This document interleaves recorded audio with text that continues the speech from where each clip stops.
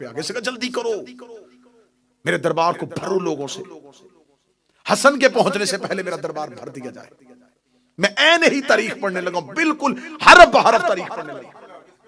इसका जब तक हसन शाम के सदर दरवाजे से दरबार तक पहुंचे, दरबार खचाखच भर दो मेरे खुशामदीयों के साथ, सारा मजमा मेरा हो, ताकि हसन को पता चल जाए कि मेरी हुकूमत शाम में कायम हो चुकी है। इसने पूरा दरबार खचाखच भर दिया। इसके किराए के लोग खुशामदी सारे के सारे दरबार में इकट्ठे होकर गलियों में मनादी करवानी शुरू कर दी कि जितनी जल्दी हो सके शाम के सदर दरवाजे से इमाम हसन बढ़ के दरबार की तरफ आ रहे हैं, जल्दी पहुंचो। जामे मस्जिद उम्वी में लोगों का रश हो गया, इतना दरबार भर चुका था। सारे के सारे खुशामदी और इमाम हसन चलते चलते दरबार की जानब आ रहे थे। इमाम हसन के आने से पहले इसने अपने किराए के खतीब को खड़ा किया। किराए के खतीब को खड़ा करके इसने कहा, चल तू खानदान बनु उमैया के फजाइल पढ़ने शुरू कर दे। किराए का खतीब उठा और उसने खानदान बनी उमैया के फजाइल पढ़ने शुरू कर दिए। इधर इमाम हसन का जब पहला कदम दरबार में आया तो ये इमाम हसन को ये तासुर देना चाहता था कि हमें तो नहीं पता था कि आप आ रहे हैं, आपके आने से पहले ही लोग खानदान उमैया के फजाइल सुन रहे थे और हमारा खतीब खानदान उमैया के फजाइल पढ़ा था। किराए का खतीब ऊंचाई पे खड़ा हुआ खानदान बनी उमैया के फजाइल पढ़ा था। इमाम हसन दरबार में आके खड़े हुए, लोगों ने तीखी नजरों से हसन की तरफ देखा और इमाम हसन की तरफ कोई तवज्जो न की। किसी ने इमाम हसन को कुर्सी न दी, किसी ने इमाम हसन के लिए रास्ता न छोड़ा। सारे खानदान बनी उमैया के फजाइल उठ उठ के दाद दे रहे थे, तहसीन की आवाजें आ रही थी, वाह वाह मरहबा की सदाएं आ रही थी। इमाम हसन ने जब वो किराए का खतीब बैठ गया, इमाम हसन चलते चलते उस मकाम पे आए जहां पर मुआविया बिन अबू सुफियान बैठा हुआ था। इसने उठ के अपनी आवाज को ठीक किया और ठीक लगे गए, ऐ अबू तालिब का बेटा, ऐ अबू तुराब का बेटा, ऐ अली का बेटा, आप कब आए मेरे दरबार में? मैंने तो आपको आते हुए नहीं देखा, आप कब पहुंचे हैं? इमाम हसन ने कहते मैं उसी वक्त पहुंच गया था जब तेरे किराए का खतीब तेरे खानदान के फजाइल पढ़ा था। ये मुस्कुरा कर सुन लिए आपने मेरे खानदान के फजाइल। इमाम हसन ने ऊंचाई पे खड़े होकर पूरे शाम के जामिया मस्जिद उम्वी के खचाखच मजमे में कहा, ऐ मुआविया बिन अबू सुफियान, मैं हसन इब्ने अली अपनी मां ज़हरा से लेके हव्वा तक और अपने बाप अली से लेके आदम तक एक एक का नाम और किरदार पढ़ता हूं और ऊंची आवाज में पढ़ूंगा। अगर तुम में जुर्रत है मेरे कान में आके अपनी मां का किरदार सुनो।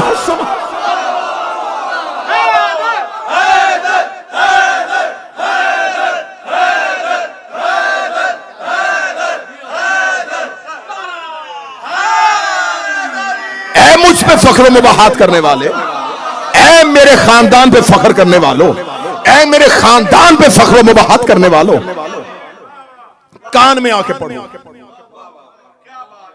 दरबार में सन्नाटा तारी हुआ, खामोशी तारी हुई, खामोशी का तारी होना था। इमाम हसन ने यूं मजमे की तरफ देखा, पहला ही जुमला इतना सख्त था, लोगों ने कहा ये कौन है जिसने दमिश्क के हाकिम को इतना बड़ा जुमला कह दिया? हाकिम अभी तख्त पे लर्जा बर आदम था और चेहरे पे मौत की जर्दी थी। इमाम हसन ने कहा जो मुझे जानता है वो जान ले, जो नहीं जानता वो सुन ले, अना हसन इब्ने अली, मैं हसन अली का बेटा हूं, मैं अबू तालिब का बेटा हूं, मैं ज़ुर्रियत इब्राहिम हूं, मैं नस्ल इस्माइल हूं, मैं शजरा तैयबा का समर हूं, मैं फर्जंद इब्राहिम हूं, मैं फर्जंद इस्माइल हूं, मैं सफा का बेटा हूं, मैं मरवा का बेटा हूं। इतना कहते कहते इमाम हसन के जुबान से जुमला निकला, मैं चाहूं तो इराक को शाम कर दो, मैं चाहूं तो इराक को शाम कर दो, मैं चाहूं तो दिन को रात कर दो, मैं चाहूं तो रात को दिन कर दो। पीछे से बंदा मजमा चीरता हुआ आगे बढ़ा और आगे बढ़ के लगा, मा अकाला हक का हाफिज, तू वो क्यों कह रहा है जो तू कर ही नहीं सकता? इमाम हसन ने तीखी ही नजरों से पीछे मुड़ के देखा, फरमाया शर्म नहीं आती औरत हो के मर्दों में खड़ी, औरत हो के मर्दों में खड़ी है। फौरन जिस्म के खदोखाल तब्दील हुए, हयत बदन तब्दील हुई।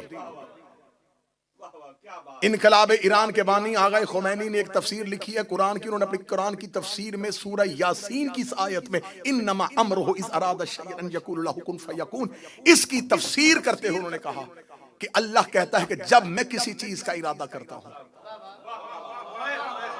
मैंने हवाला दिया है, आगा खुमैनी ने अपनी तफसीर में लिखा, उसने कहा जब खुदा किसी चीज का इरादा करता है तो खुदा कहता है जब मैं इरादा करता हूं तो मैं कहता हूं हो जा तो वो हो जाती है। फिर उन्होंने इसके आगे तफसीर में लिखा कि ये बात मखलूक को समझाने के लिए है, वरना अल्लाह के इरादे कहने और होने में फासला नहीं होता। उन्होंने कहा अल्लाह के इरादे में, कहने में और होने में कोई फासला, कोई वकू नहीं होता।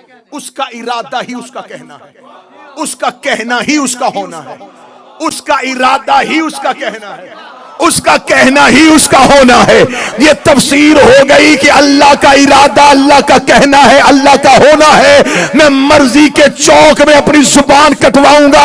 हसन ने शाम के दरबार में मुसल्ला बिछा के 2 रकत नमाज पढ़ के दुआ नहीं की कि मेरे अल्लाह इसे औरत कर दे, मेरे अल्लाह इसे औरत कर दे। हसन ने कह दिया, वो हो गया।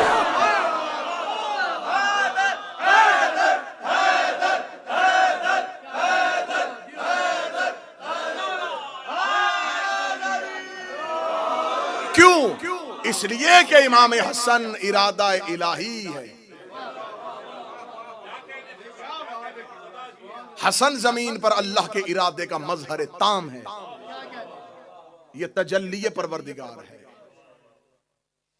अल्लाह का कहना इनसे साबित है, क्योंकि ये दलील परवरदिगार। कहा शर्म नहीं आती औरत होके? मर्दों, यहां तक आपको जाकिरी ने सुनाई है। मैं इससे अगली हदीस का अगला टुकड़ा सुनाने लगा। बाबा इससे भी अच्छा टुकड़ा सुनाने लगा हूं। जब कहा शर्म नहीं आती औरत हो के मर्दों में आ गई है, हैयत तब्दील हुई, खदोखाल तब्दील हुए, मिंबर की पूरी खतीबाना जिम्मेदारी के साथ जुमला कहने लगा हूं। जो ही बदन तब्दील होना शुरू हुआ तो अपने आप में शर्मिंदगी में ऐसे मजमे से बाहर निकलने का इरादा किया। इमाम हसन ने पीछे आवाज कहा, रुक जा, कहां जा रहा है? घर जाके क्या करेगा? घर पे तो औरत बैठी थी, जा, हमने उसे मर्द कर दिया है। हमने उसे मर्द कर दिया।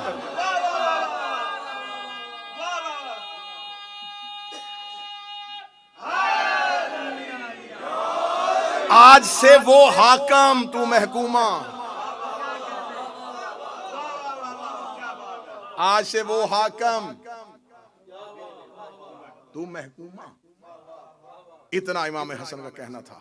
अब पूरे दरबार में जब लोगों ने मोजज़ा देख लिया, अब एक मर्द को अभी अभी जिसने औरत बनते देखा हो, अब दूसरे की हिम्मत है? बिल्कुल खामोशी तारी हुई। जब बिल्कुल सन्नाटा तारी हो गया, हैबत हसन, हसन की हैबत ने शाम के महल को ऐसे पत्थर का कर दिया। अब इमाम हसन की आवाज जामे मस्जिद उम्वी की दीवारों से टकराई। फरमाया, सुनो, लकड़ी के तख्त पे बैठ के फख्र करने वाले, इन्ना बेशक अल अर्श हुसीरी, मोहम्मद ज़मीरी, अली अमीरी, हुसैन वजीरी व जबरील फकीर। ऐ लकड़ी के तख्त पे बैठ के फख्र मुबाहात करने वाले, अर्श मेरे तख्त का नाम है, मोहम्मद मेरे जमीर का नाम है, अली मेरे अमीर का नाम है, हुसैन मेरे वजीर का नाम है, जबरील मेरे फकीर का नाम। अल अर्श सीरी, मोहम्मद ज़मीरी व अली अमीरी व हुसैन वजीरी व जबरील फकीरी। कहीं तारीख से खुतबा अकेले अकेले शाम में, अकेले है शाम में। अरबी जुबान में आप नफरत के साथ, जैसे हम उर्दू जुबान में किसी के साथ बात करते उलझते उलझते, जब उस बंदे को इस काबिल न समझे ना किसी बात, तो बंदा उर्दू जुबान में एक लफ्ज बोलता है, माहौल, चल हट, बोलते हैं चल हट। अरबी जुबान में इसके सिर, चल हट। और अगर सामने औरत हो तो उसको सिर नहीं, सीरी, सिर कहा जाता है मर्द के लिए, सीरी कहा जाता है औरत। चल हट, मर्द हो सिर, औरत हो सीरी। अब आखिरी सतर है और जुमला आपने ऐसे वसूल करना है जैसे जुमले का हक बनता है। मेरे मौला इमाम हसन ने शाम के दरबार में खड़े होकर, अल अर्श सीरी, अर्श मेरा तख्त है, मोहम्मद ज़मीरी, मोहम्मद मेरा ज़मीर है, व अली अमीरी, अली मेरा अमीर है, व हुसैन वजीरी, हुसैन मेरा वजीर है, व जबरील फ़कीरी, और जबरील मेरा फ़कीर है। ये कहना था या मुआविया बिन अबू सुफियान इमाम हसन के बिल्कुल सामने आके खड़ा हुआ। उसका दरबार में तो किसी की जुर्रत नहीं कि हसन के जुमले को काटे। वो सामने आके खड़े हो गया, लगा, ए हसन, तूने मदीने से आके शाम में फसाद फितना जमाना बर्पा कर दिया है, तूने मेरे दरबार की हैबत को तब्दील कर दिया है। क्या तू भी अपने बाप की तरह मोजे दिखा के अपनी हुकूमत साबित करना चाहता है? इमाम हसन ने उसी लहजे में कहा, इस शे तो असीरी, पीछे हट या कहूं सीरी।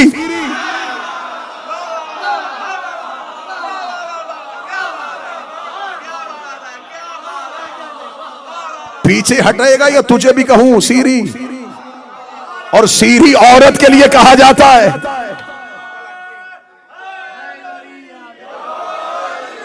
रास्ता छोड़ या मैं कहूं सीरी। रास्ता छोड़ता है या तुझे कहूं सीरी। पूरी महफिल से इमाम हसन इस अंदाज से निकले और खड़े होकर कहा, खबरदार, मैंने तुझे कहा था कि अपने बाद अपने बेटे की वली अहदी की कोशिश न करना। अगर तुमने यजीद अपने बेटे को खलीफा बनाने की कोशिश की तो जान लेना मेरे भाई का नाम हुसैन है।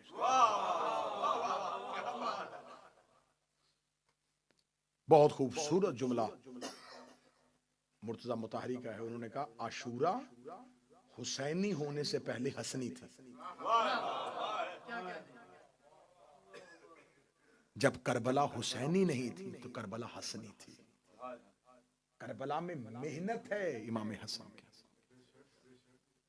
और मैंने ये जुमला करबला में कहा था और आज फिर कह रहा हूं, करबला हसन के मुआहदे की खिलाफ वर्जी का नाम है। अगर उम्मत इमाम हसन के मुआहदे को मान लेती तो करबला बर्पा ना होती। तुमने मुआहदे की खिलाफ वर्जी की और करबला हो गई। हसन इमामत में इतना जरूरी है कि हसन की दी हुई शर्तों को ना मानो तो अगला इमाम करबला बर्पा कर देता।